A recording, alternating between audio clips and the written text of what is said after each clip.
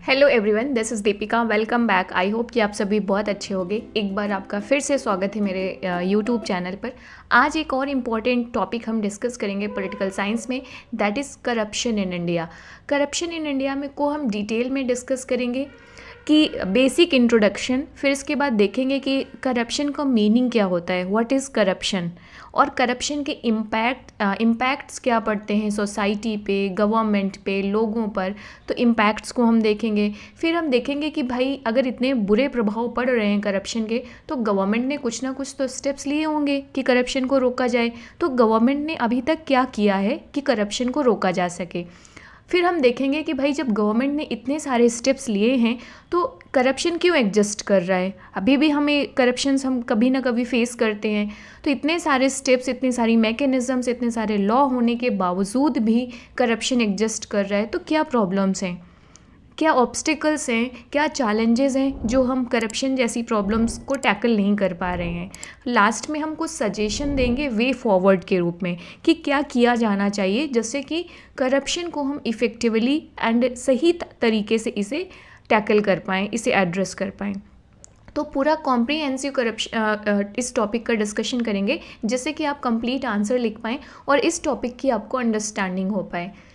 तो देखो, जैसे मैं हमेशा मतलब मेरी एक फेवरेट चीज़ होती है कि आप टॉपिक को हमेशा करंट अफेयर से जोड़कर लिखो, अगर आपको एक्स्ट्रा मार्क्स मिलने हैं, टॉपर्स बनना है तो जैसे कि आप स्टार्टिंग इंट्रोडक्शन में ही मेंशन कर दो कि भाई करप्शन का इशू बताओ ना कि कितना कितना बड़ी प्रॉब्लम है करप्शन।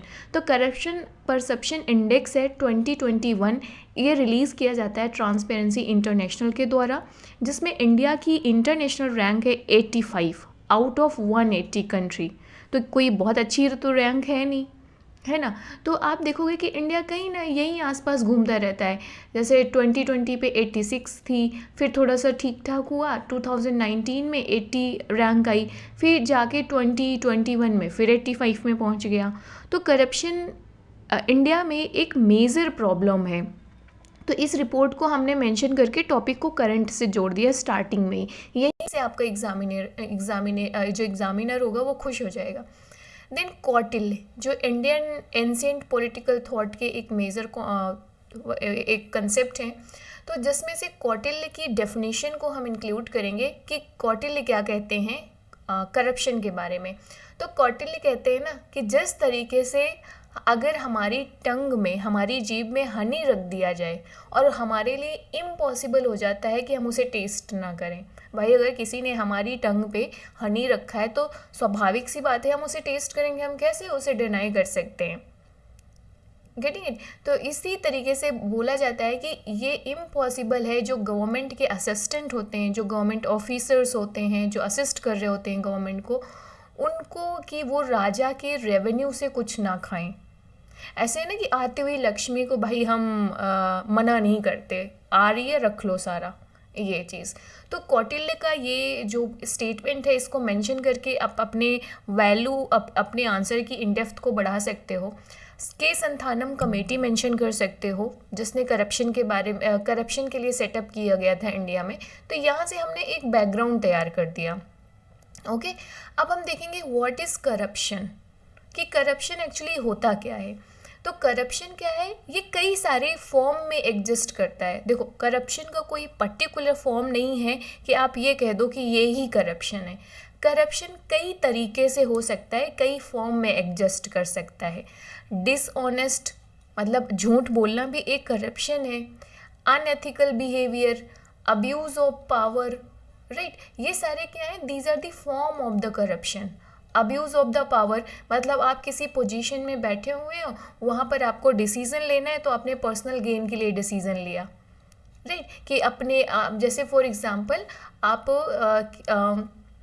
PWD में हैं, राइट, फॉर एग्ज़ाम्पल, और आपके कोई फैमिली वाला रियल इस्टेट में काम कर रहा है, तो आपने उसको फेवर में डिसीज़न दे दिया, तो आप अब्यूज़ ऑफ द पावर कर रहे हो पर्सनल गेन के लिए। ओके, इसके बाद से ये ब्राइबरी, तो ये तो सीधा सीधा हो गया कि भाई आपको अच्छा साइन करवाना है हिसाब के, लो लाओ 5,000 रुपये दो, 2,000 रुपये दो, 500 रुपये दो। तो ये तो सभी हम लोगों को पता है। राइट। इसके बाद से बहुत सारे फ्रॉड कर सकते हो, नेपोटिज्म हो सकता है, बहुत सारे अनएथिकल बिहेवियर्स हो सकते हैं, right. Dishonesty, unethical behaviour for example आपको 9 बजे ऑफिस पहुंचना था, आप पहुंच रहे हो 11 बजे। डिसऑनेस्टी, बहुत सारे तरीके हैं करप्शन के, कोई एक पट्टी से ब्राइबरी या पैसे लेना ही करप्शन नहीं होता है, करप्शन के कई सारे तरीके हैं, कई सारे लेवल हैं। ओके, तो इस तरीके से आप इस लाइन से करप्शन को डिफाइन कर सकते हो कि करप्शन क्या है। सो करप्शन सोसाइटी के ऑलमोस्ट हर एक लेवल पे प्रेजेंट होता है, चाहे वो पब्लिक सेक्टर क्यों ना हो, चाहे वो प्राइवेट सेक्टर क्यों ना हो। ऐसा नहीं है कि सिर्फ पब्लिक सेक्टर या गवर्नमेंट में ही करप्शन होता है, प्राइवेट सेक्टर में भी करप्शन होता है। अभी हम देखते हैं कैसे होता है। तो पब्लिक सेक्टर्स मतलब पब्लिक सेक्टर वो जो गवर्नमेंट से जिसका लेना देना है, ओके। तो वहाँ पर बहुत सारे करप्शंस के तरीके हैं, जो पब्लिक ऑफिशियल्स हैं, पॉलिटिशियंस हैं, राइट, वेरियस एम्प्लॉयज़ हैं, वो अपनी पोजीशन का, अपनी पावर का यूटिलाइज मिसयूज़ करते हैं, यूज़ करते हैं फॉर द पर्सनल गेन के लिए या फेवरेबल ट्रीटमेंट और डिसीजन देने के लिए जिनसे उन्हें कोई फ़ायदा है। प्राइवेट सेक्टर्स में आप देखेंगे कि वो सारे, जैसे फॉर एग्जांपल बिजनेस पीपल्स हैं, वो अनएथिकल बिहेवियर में टैक्स चोरी भी तो एक अपने आप में करप्शन है।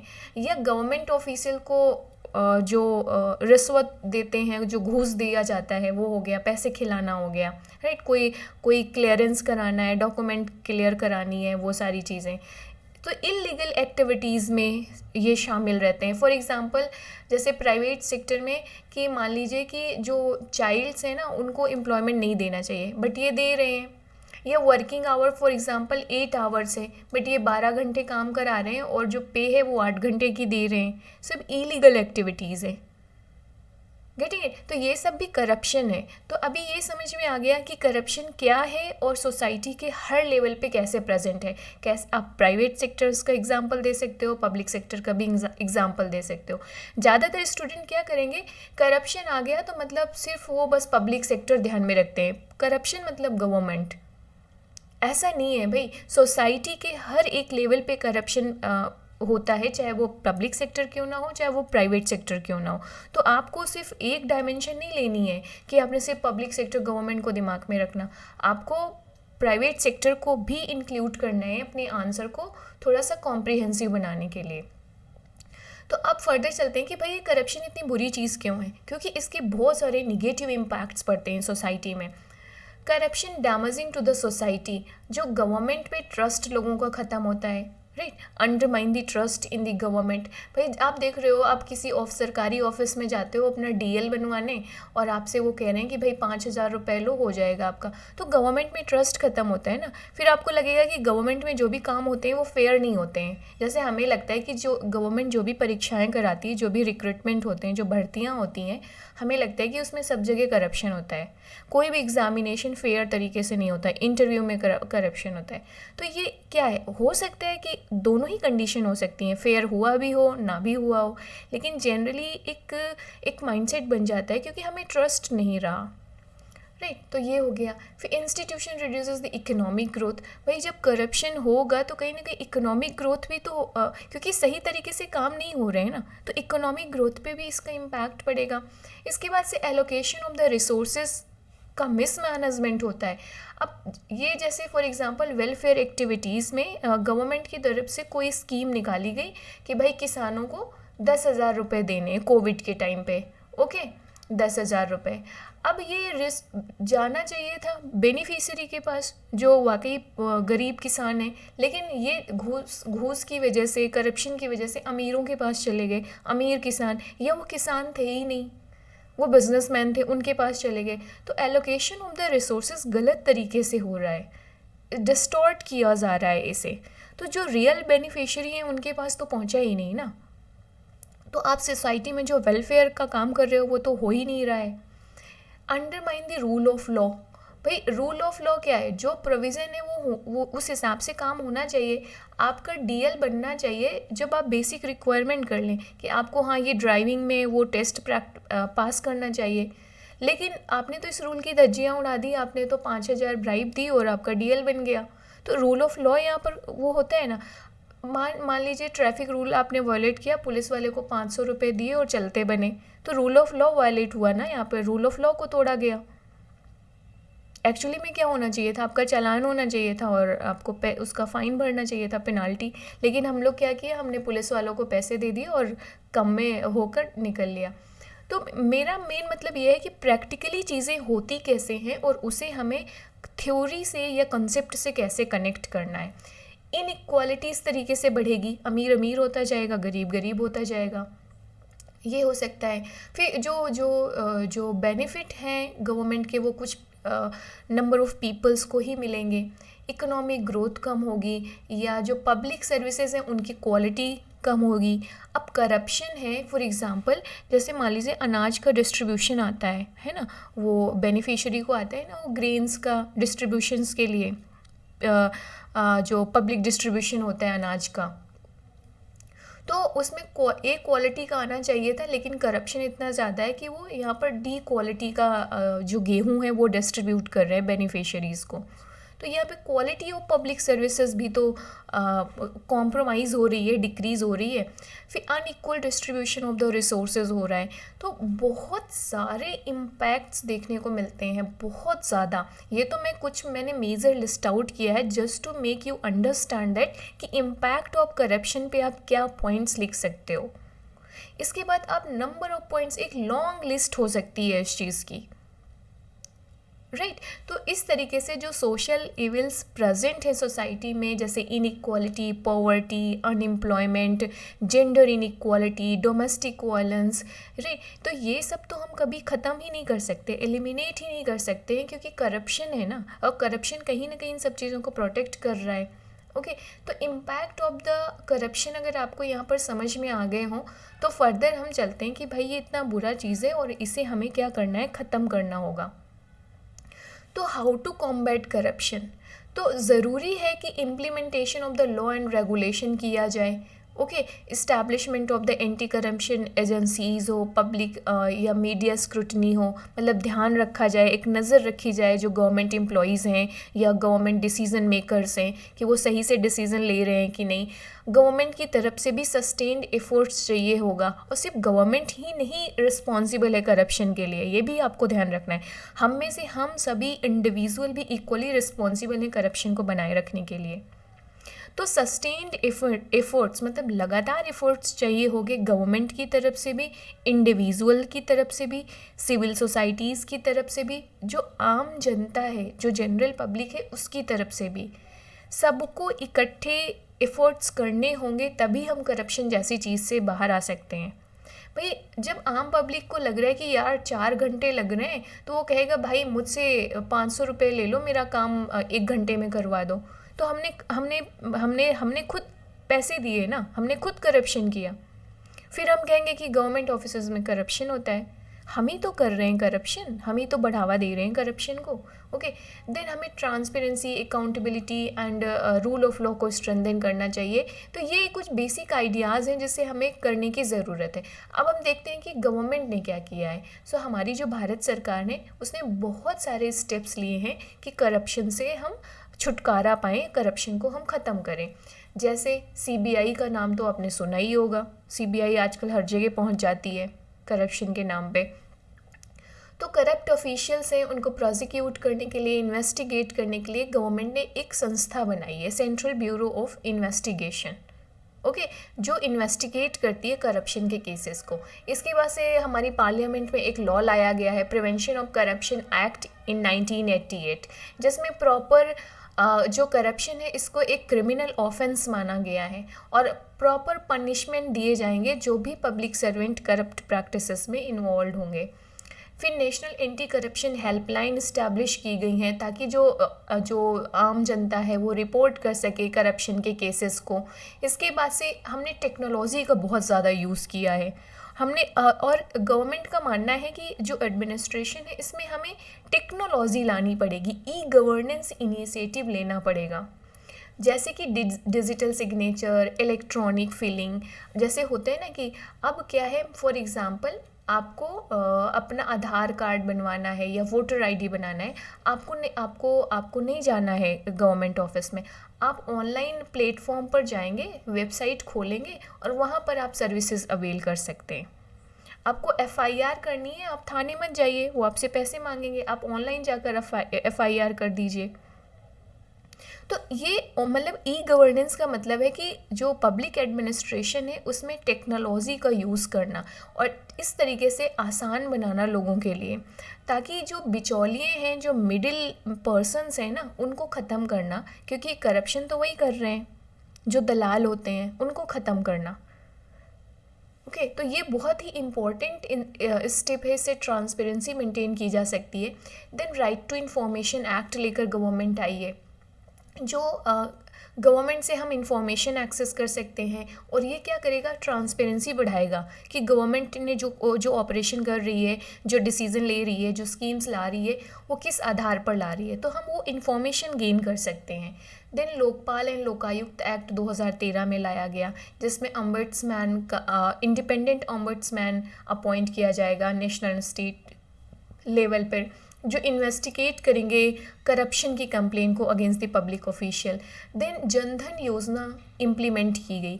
ये जनधन योजना क्या थी, जहाँ पर जो पुअर पीपल्स थे उनके बैंक अकाउंट्स खोले जाने थे जीरो मनी पर। तो ये फाइनेंशियल इंक्लूजन का एक स्कीम था। अब इसके तहत जो बेनिफिशरीज हैं उनके खाते में डायरेक्ट पैसे भेजे जाएंगे गवर्नमेंट स्कीम्स के तहत, अगर जो जिन लोगों को पैसे मिलते हैं। क्योंकि पहले क्या होता था, गवर्नमेंट ऑफिशियल से अगर पर्सन पैसे लेने जाते थे तो कहते थे हमारा शेयर कहाँ गया, हमें हमारा शेयर चाहिए। तो जो मान लीजिए इन्हें 500 मिल रहा है, उसमें 200 तो यही रख लेते थे और बेनिफिशियरी के पास 300 रुपये पहुँचते थे। तो अब क्या होगा भाई, इसको नहीं, गवर्नमेंट डायरेक्ट खाते पे डालेगी जो बेनिफिशरीज़ हैं, तो उसके पास डायरेक्ट 500 रुपये पहुँचेगा। तो जनधन योजना लाई गई, जिससे क्या हुआ कि corruption of the financial transactions में जो करप्शन हो रहे थे उसको रिड्यूस किया जाएगा। सेंट्रल विजिलेंस कमीशन बनाया गया, जो अवेयरनेस फैलाता है। आप देखोगे ना, सेंट्रल विजिलेंस कमीशन वीक या डे सेलिब्रेट किए जाते हैं, जहाँ पर लोगों को अवेयर कराया जाता है करप्शन जैसी चीज़ों से। स्पेशल इन्वेस्टिगेशन टीम जो ब्लैक मनी को लेकर है। तो ये कुछ मेजर स्टेप्स लिए गए हैं, बहुत सारे और भी स्टेप्स हैं गवर्नमेंट की तरफ से, लगातार एफर्ट्स किए जा रहे हैं कि हम करप्शन को मिनिमाइज़ करें। तो ये कुछ पॉइंट्स हैं, आप लिख सकते हो। तो अब देखेंगे कि इतने सारे अगर स्टेप्स लिए गए हैं तो फिर ये करप्शन जैसी चीज़ अभी ख़त्म क्यों नहीं हुई, हम इससे छुटकारा क्यों नहीं पा रहे। तो सबसे पहला है कि लैक ऑफ पॉलिटिकल विल। कहने को तो बहुत सारे रूल्स बना दिए गए हैं, हम करप्शन प्रिवेंशन एक्ट भी लेकर आ गए हैं, हमने सेंट्रल विजिलेंस कमीशन भी बना दिया, सीबीआई भी है, सब चीज़ें हैं, लेकिन इनका मिसयूज़ भी होता है। कैसे? अब हम सीबीआई का यूज़ एक्चुअली में करप्शन ख़त्म करने के लिए नहीं कर रहे हैं, हम तो उन पॉलिटिशियन को या उन पब्लिक ऑफिशियल्स को टारगेट करने के लिए कर रहे हैं जो गवर्नमेंट के फेवर में काम नहीं कर रहे हैं। Getting it? तो आप ये देखो कि अगर जो पॉलिटिकल आइडियोलॉजी है वो डिफरेंस आ रहा है उसका। ओके, सो पॉलिटिशियन के बीच में अगर कोई कन्फ्लिक्ट ऑफ इंटरेस्ट है तो उसको लेकर वो सीबीआई का यूज़ कर रहे हैं। अच्छा, तुम गवर्नमेंट की बुराई कर रहे हो, रुको अभी भेजते हैं तुम्हारे यहाँ सीबीआई। तो इस तरीके का मतलब लैक ऑफ पॉलिटिकल विल है। जिस काम के लिए, जिस पर्पज़ के लिए संस्थाएं बनाई गई हैं, लॉ बनाए गए हैं, वो उस पर्पज़ के लिए यूज़ नहीं हो रहे हैं। राइट, हम पर्सनल दुश्मनी निकालने के लिए एक दूसरे से कर रहे हैं, बदला लेने के लिए। हमें करप्शन को ख़त्म करने के लिए करना है ना। तो lack of political will, so politicians खुद ही इन्वॉल्व होते हैं करप्शंस में। ओके, तो जब वो कोई स्ट्रिक्ट एक्शंस नहीं ले रहे हो, विलिंगनेस नहीं है, तो कैसे करप्शन ख़त्म होगा? ब्यूरोक्रेटिक इनफिशिएंसी, तो bureaucratic inefficiency, lack of transparency government operation में बहुत सारी अपॉर्चुनिटीज़ ऑफ द करप्शन को फ्लॉरिश होने देते हैं। वीक इन्फोर्समेंट, मतलब जो लॉ तो हमने बना दिए हैं, बहुत सारे एंटी करप्शन लॉज बनाए गए हैं, रेगुलेशन बनाए गए हैं, लेकिन ये इतने कमज़ोर हैं कि कोई ना कोई लूफोल निकाल लिया जाता है कि भाई कैसे हमें इनसे बचना है। राइट, तो लो कन्विक्शन रेट है। इतने सारे करप्शंस हो रहे हैं, कितने पकड़े जा रहे हैं, कितनों को पनिशमेंट मिल रहा है, कितनों को जेल हो रही है। ओके, तो इसलिए लोगों के बीच में डर भी ख़त्म हो गया है, क्योंकि वीक इन्फोर्समेंट है, पुलिस अपना काम सही से नहीं कर रही है, या एंटी करप्शन जो अथॉरिटीज़ हैं वो अपना काम ठीक से नहीं कर रहे हैं, तो लोगों के बीच में डर ही नहीं है। हमारा क्या होना है, सब खुले आम करप्शन कर रहे हैं। ओके, तो वीक इन्फोर्समेंट एक बहुत बड़ा ऑब्स्टिकल है करप्शन को ख़त्म करने में। पॉलिटिकल इन्फेरेंस, अच्छा किसी ने कुछ गलत काम किया, ऊपर से बॉस हाई कमान का फ़ोन आ गया, अरे वो हमारा भतीजा है उसे जाने दीजिए, वो हमारा घर का बेटा है उसे जाने दीजिए, हो गया। तो पॉलिटिकल इंटरफेरेंस बहुत ज़्यादा होता है एंटी करप्शन एजेंसीज़ को अपना काम करने में, या जुडिशियल सिस्टम का अपना काम करने में। और इस तरीके से अगर इंटरफेरेंस होगा, हाई कमान की तरफ से आदेश आएगा, तो फिर तो हम करप्शन से कैसे लड़ सकते हैं, राइट। तो ये बहुत एक इम्पॉर्टेंट ऑब्स्टिकल हो जाता है जो करप्शन ख़त्म करने में एक प्रॉब्लम बन रहा है। लैक ऑफ पब्लिक अवेयरनेस, अच्छा लोगों, जो हमारी आम जनता है वो भी उतनी अवेयर नहीं है, उतने स्मार्ट नहीं है, गेटिंग इट। तो जो लिटरेसी रेट है वो उतनी नहीं है, एजुकेशन नहीं है आम जनता के बीच में, और जिसकी वजह से जो एम्प्लॉयज़ हैं ना, ये क्या कर लेते हैं, करप्शन जैसी चीज़ों को अच्छे से यूटिलाइज़ कर रहे हैं। तो लोगों को पता ही नहीं होता कि कहाँ जाकर हमें रिपोर्ट करना है, हम इससे कैसे लड़ें, तो वो उसे ना एक्सेप्ट कर लेते हैं कि भाई चलो हमारी किस्मत में ही यही है, ये क्या कर सकते हैं, करप्शन हमारी आम जिंदगी का एक पार्ट है, तो वो उसे टॉलरेट करने लग जाते हैं, उसे अपनी लाइफ का एक पार्ट समझ लेते हैं कि ऐसा तो होता ही है, पैसे तो देने ही पड़ते हैं, चलता है ये सब, राइट, चलता है सब, चलता है ये सब टाइप का जो टैगलाइन बन जाती है।